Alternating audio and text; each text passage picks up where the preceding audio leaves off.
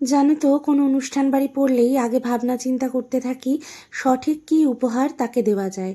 তো আমি তো এখন রেডি হচ্ছি, আর আগের দিন যে জিনিসটা আমি কিনে এনেছিলাম অর্থাৎ গিফট পারপাস, সেটাই তোমাদের সঙ্গে এখন ভাগ করে নেব। আমি কিনেছি জন্মদিনে একটা ভাইকে উপহার দেওয়ার জন্য আগারোর এই ফ্রেঞ্চ প্রেস কফি মেকারটা। কোয়ালিটি কিন্তু ভীষণই ভালো এসেছে। কারা কারা তোমরা এই কফি মেকার ব্যবহার করেছো অবশ্যই জানিও।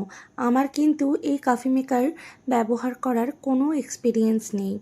আর আগারোর প্রোডাক্ট তো সবসময় ভালোই হয়, কোয়ালিটিটাও বেশ। আমার তো ভীষণ ভালো লাগলো। আর তোমরা দেখে অবশ্যই জানিও তোমাদের এই উপহারের আইডিয়াটা কেমন লাগলো। ভ্লগ বানানোর অভিজ্ঞতা থাকলে তোমরা নিশ্চয়ই জানো, একদিনে যদি অনেকটা বড় ভিডিও পোস্ট করা হয় তাহলে মানুষের দেখার ধৈর্য কিন্তু থাকে না। সেই কারণবশতই সম্পূর্ণ ভিডিওটা যখন করেছিলাম, এডিট করার সময় মনে হলো অনেকটা বড় হয়ে যাচ্ছে।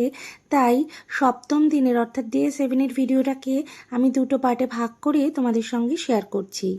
তো এখন আমরা সোদপুর ব্রিজের ওপর দিয়ে সোজা পৌঁছাবো দক্ষিণেশ্বর। কিন্তু দক্ষিণেশ্বরে যাওয়ার আগেই আমার দক্ষিণেশ্বরের বাড়ির জন্য একটা বিশাল বড় কাজ কিন্তু সম্পন্ন করে তারপরে যেতে হবে। আমাদের সাথে এখানে আমার বোনেরও জয়েন হওয়ার কথা ছিল, কিন্তু কাজের প্রেশারে সে আর আসতে পারেনি। তাই গুরু দায়িত্বটা পড়েছে আমার মাথার ওপর। তোমরা অনেকেই জানো আমার বাপের বাড়ির দোতলাটা ফুল কনস্ট্রাকশন হচ্ছে। সে কনস্ট্রাকশনের জন্যই এই টয়লেট অ্যাক্সেসরিজটা আমরা কিনে নিয়ে যাচ্ছি।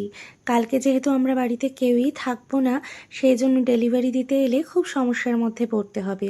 আর সঙ্গে যেহেতু আমার গাড়িটা ছিলই, সেজন্য একেবারে প্রোডাক্টই আমরা নিজেদের সঙ্গে করে নিয়ে চলে এলাম বাড়িতে। বাড়িতে এসেই কর্তামশাই এখন বসে গেছেন আম বাছাই পর্বের জন্য। কোন আমটা বেশি পাকা, কোনটা সঠিকভাবে রাখতে হবে, সেই কাজকর্মগুলো সেরে নিয়ে এখন আমরা বেরিয়েছি একটু কেনাকাটি করতে। এই যে দেখতেই পাচ্ছ, এতগুলো জিনিস কেনাকাটি করে চলে এসেছি। মা আমাদের জন্য মাছের ঝোল আর ভাত রান্না করে রেখেছিলেন, সেই দিয়েই আমরা রাতের ডিনারটা কমপ্লিট করলাম।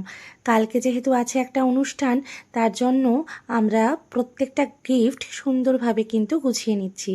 সেদিনকে ওয়েস্ট সাইডে গিয়েছিলাম, তোমাদের মনে আছে কিনা জানি না, এই জামা প্যান্টটা কিনেছিলাম। এই জামা প্যান্টটা যাবে আমার মা বাবার তরফ থেকে যার জন্মদিন তার জন্য।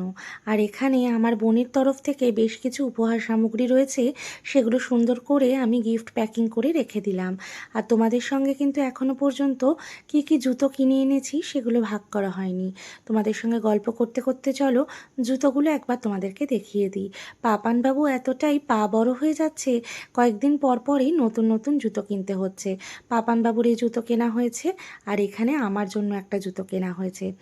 শুধু কিন্তু দেখলে হবে না, কেনাকাটিগুলো কেমন হয়েছে সেটা কিন্তু অবশ্যই আমাকে কমেন্টে জানাতে হবে।